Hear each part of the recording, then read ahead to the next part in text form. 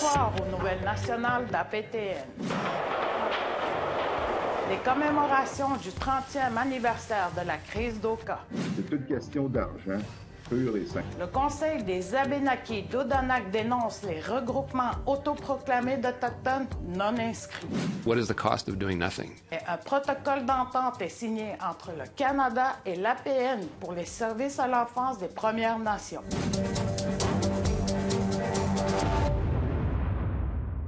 Oui, bonjour, je suis Sylvie Ambroise. Bienvenue aux Nouvelles nationales d'APTN. Pour des raisons de santé, je présente cet épisode de mon domicile. Samedi a été le 30e anniversaire du début de la crise d'Oka. Les Mohawks de Kanesatake et de Kahnawake ont tenu des événements pour commémorer cet événement. Ce convoi contient plus d'une centaine de véhicules. Il a passé sur le site où la barricade a été tenue pendant 78 jours. Le convoi a continué en passant par Oka, puis vers le site où les condos sont en cours de construction. 3 décennies après la crise, la revendication pour la terre de Kanesatake n'a pas été résolue. Après le convoi, Hélène Gabriel, la porte-parole de Kanesatake en 1990, a lu un message venant de Mohawk Longhouse. Le 11 juillet, nous nous rappelons et honorons les femmes, les hommes, les aînés et les enfants qui ont tous joué un rôle important durant l'été de 1990.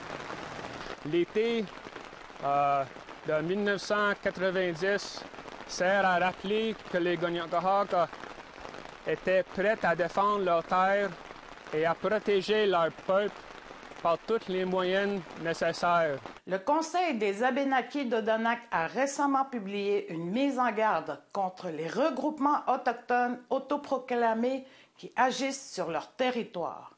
Voici le reportage que j'ai préparé pour vous. Fausses cartes de statut indien. Elles sont de plus en plus présentées dans les commerces.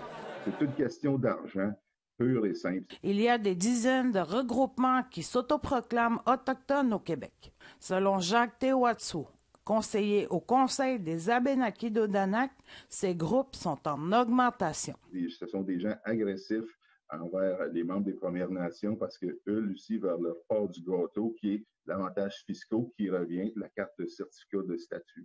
Récemment, le Conseil des Abénaquis d'Odanak a diffusé ce document sur leur territoire et dans les diverses associations de concessionnaires de véhicules pour réduire la fraude. Watso informe que le Conseil des Abénaquis a nommé le Comité d'affirmation Wabanaki qui a pour rôle de dénoncer ces regroupements-là, mais aussi de construire un processus d'affirmation via l'application d'une politique culturelle. On a les pistes de solutions pour nous et par nous. C'est pas des gens qui veulent jouer aux Indiens, qui se vendent des cartes entre eux autres à 25 $ et qui fraudent le gouvernement sur le dos des Premières Nations. On a déjà assez de problèmes comme ça. Selon Watso, les commerçants ne sont pas au courant de cette réalité et ils pensent que la conception que les Autochtones ne payent jamais de taxes permet aux marchands d'être victimes de fraude. Il mentionne aussi que beaucoup de gens viennent dans les communautés pour bénéficier de l'exemption des taxes, mais il faut avoir une adresse sur la communauté. Il y a beaucoup de gens qui débarquent à Odanak avec des véhicules neufs pour prendre une photo pour envoyer comme preuve à Revenu Québec qui sont venus livrer sur réserve. Si vous suspectez que quelqu'un commet une fraude avec de fausses cartes de statut indien, il est conseillé que vous le rapportez à la police. Sylvie Ambroise, Nouvelles nationales d'APTN, Montréal. La police de Montréal a dévoilé ce qu'il appelle une stratégie historique visant à guider les agents lors de contrôles policiers. Le changement survient 9 mois après la publication d'un rapport faisant état de préjugés systémiques au sein des forces policières. Maintenant, une question demeure. Combien de temps la population devra-t-elle attendre avant de constater des résultats? Un reportage de Lindsay Richardson. Il n'y a rien de simple actuellement, vous comprendrez. Les choses sont parfois compliquées. Toutefois, le service de police de la Ville de Montréal affirme avoir trouvé une façon de marquer l'histoire. Il s'agit du premier service de police au Québec à promettre des mesures de lutte contre le profilage racial lors des contrôles policiers. Pour la première fois, une politique vient établir qu'une interpellation doit être fondée obligatoirement sur des faits observables et sans motif discriminatoire, c'est-à-dire sans égard à l'identité ethnoculturelle réelle ou perçue, la religion, le genre, l'identité, l'orientation sexuelle ou le statut socio-économique. Un rapport indépendant publié en octobre révélait la présence de préjugés systémiques au sein des forces policières. Une femme autochtone est 11 fois plus susceptible d'être interpellée et questionnée qu'une femme blanche. Selon Sylvain Caron, directeur du SPVM, les agents qui effectuent des contrôles policiers devront désormais inscrire une remarque au sujet de l'origine ethnique de la personne interpellée et décrire de façon plus approfondie les raisons expliquant ce contrôle. Oui, il s'agit d'un pas en avant, mais pour certains, ce n'est pas suffisant. À la veille de l'annonce du directeur Caron, un groupe représentant une coalition de 30 organismes a demandé que le budget consacré au SPVM soit réduit de moitié, proposant de réinvestir les fonds récupérés dans les services adaptés aux différences culturelles. I really hope that they do listen to us and no longer just do these small reforms that really don't lead to much. Selon Marvin Rotran, le plus ancien conseiller municipal à la Ville de Montréal, l'annonce de mercredi ne répond pas aux attentes. Je ne sais pas pourquoi 9 mois ont été nécessaires pour publier une politique qui aurait pu être rédigée en 30 minutes. Aucune reconnaissance du problème, aucune règle pour empêcher le ciblage des minorités, aucune véritable politique de collecte de données fondée sur la race et aucun rapport annuel à présenter au Conseil. Maintenant que la question est réglée en théorie, l'attention est tournée vers les pratiques policières. Par exemple, une jeune adolescente a été projetée au sol et arrêtée cette semaine pour avoir prétendument désobéi aux mesures de distanciation sociale. Elle a été menottée en pleurs et jetée dans une voiture de patrouille sous les regards horrifiés de ses 3 amis. She's allowed to know why. Tell me why. We already told her. Les nouvelles dispositions ont des limites. Un Montréalais qui marche dans la rue est en droit de refuser de répondre aux questions des policiers s'il n'est pas détenu. Mais il ne peut pas refuser si on lui demande de se ranger sur la bord de la route pendant qu'il conduit. C'est racial! C'est racial! C'est parce que je suis noir, vous avez tourné derrière moi! Cet homme a été intercepté par des policiers de Montréal qui lui ont dit qu'il avait brûlé un feu jaune. Ceux-ci l'ont interrogé au sujet de son statut d'immigrant et de son éducation. C'est parce que je suis noir, c'est ça? La vidéo captée d'en haut montre les mêmes agents aspergeant l'homme de poivre de Cayenne alors qu'il se trouvait toujours dans son véhicule. De nombreuses études indiquent qu'il s'agit d'une situation beaucoup trop fréquente et que ce type de comportement n'est plus acceptable dans le contexte actuel. Sylvain Caron indique qu'il s'agit d'une première étape et que les initiatives policières continueront d'évoluer. Les nouvelles directives seront appliquées cet automne et un rapport de suivi est attendu d'ici 2021. Lindsay Richardson, Nouvelle nationale d'APTN, Montréal. Au retour, on vous parle du protocole d'entente qui est signé entre le fédéral et l'Assemblée des Premières Nations concernant les services à l'enfance des Premières Nations. Restez là.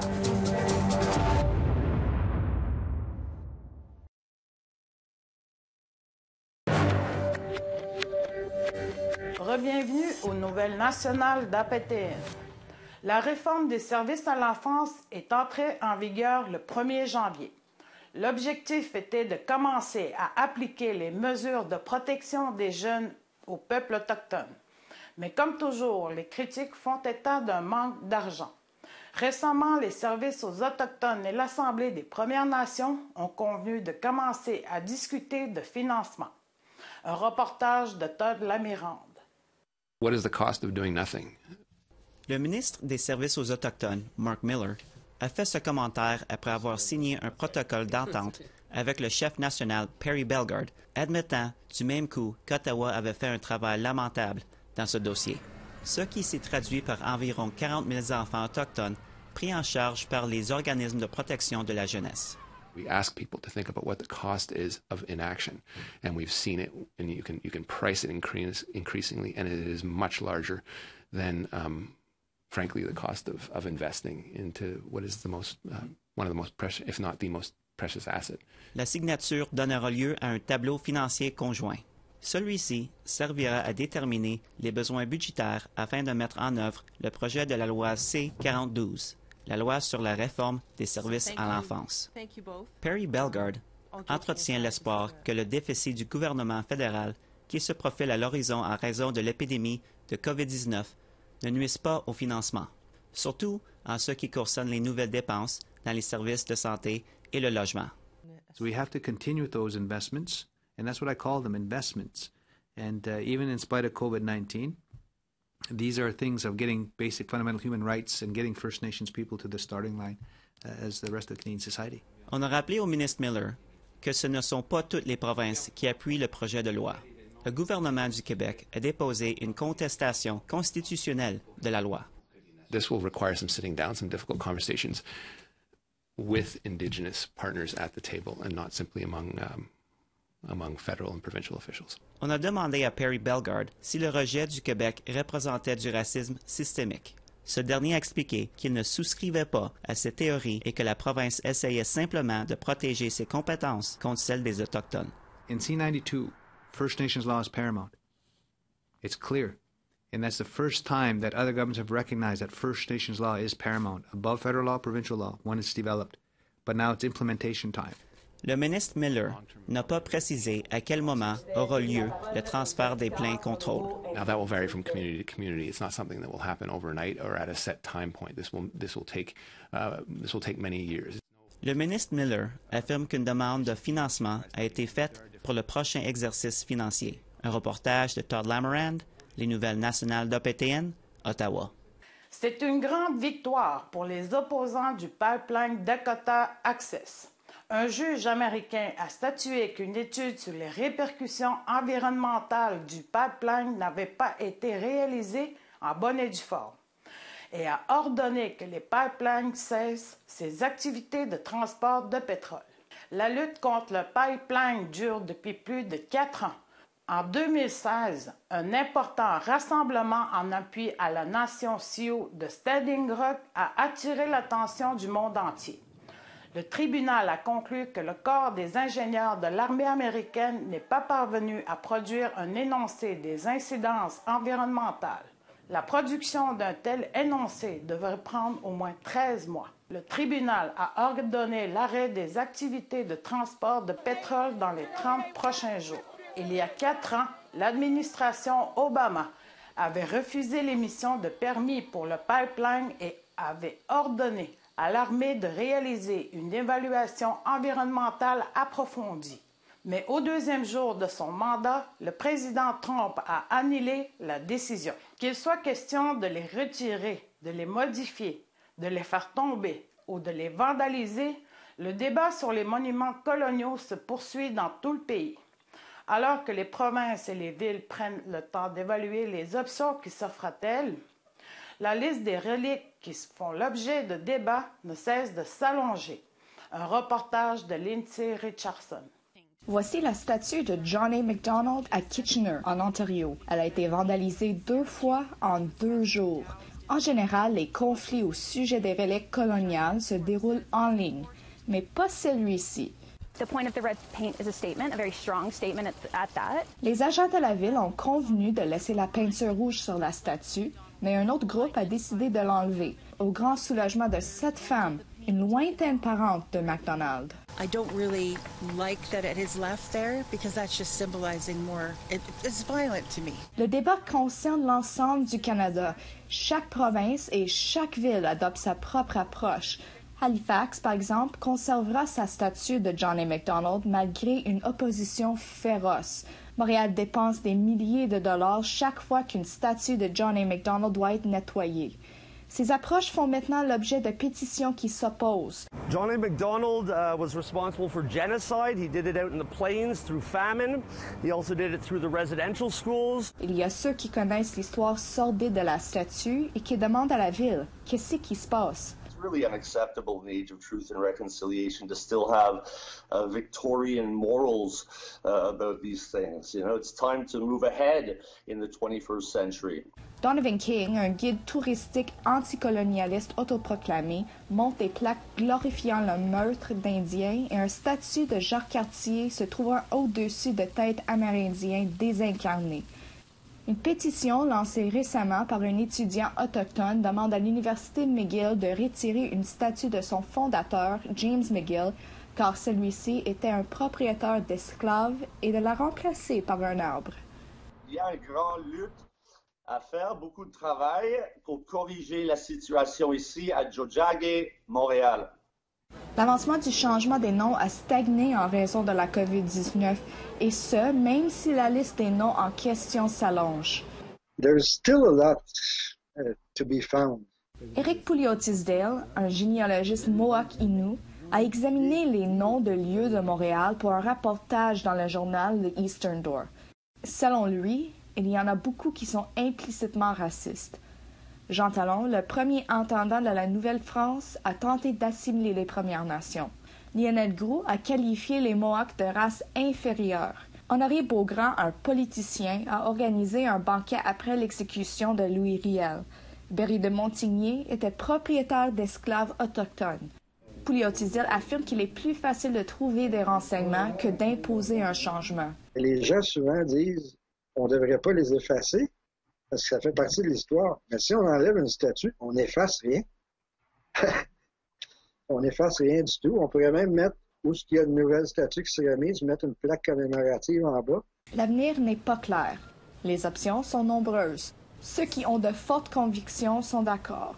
La pire chose à faire avec les reliques coloniales serait de ne rien faire du tout. Lindsay Richardson, Nouvelle nationale d'APTN, Montréal. Après la pause, on vous présente les personnages clés et les événements qui ont mené à la crise d'Oka il y a 30 ans. Soyez là.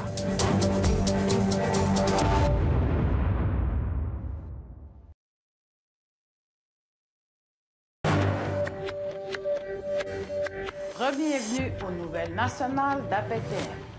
Il y a 30 ans, des coups de feu ont été tirés sur le territoire des Mohawks de Kanesatake. À partir de ce moment-là, la résistance des Autochtones au Canada ne sera plus jamais la même. La résistance des Mohawks en 1990 a duré 78 jours. Et au cours de l'été à APTN, nous passerons en revue les dates clés de la crise d'Oka, comme l'ont vécu les gens qui étaient là. Ce soir, les Mohawks de Kanesatake, la Sûreté du Québec et le début d'un long été chaud. This is our homeland. This is where we were put by the Creator. We weren't put in Europe. We weren't put nowhere else. We were put here. Well, you know, the pine tree is part of who we are. It's our symbol. Our ancestors planted them. So many generations have enjoyed either picnics, picking berries, picking medicines in the pines. They're a place that has meant peace for us. In late 1988 into 1989, the word was leaked out. There was secret work being done and plans being made in the village of Oka with the golf course and other developers to expand the golf course. Everybody in the community started discussing, they want to cut the pines, and it's really like precious to everybody. If this all goes, then we will go with it. Part of the plans included the exhumation of our dead in our cemetery. Not a cemetery over here is over 300 years old easily. We've been burying our people there for a long time. People don't even remember when they started. That's how old it is.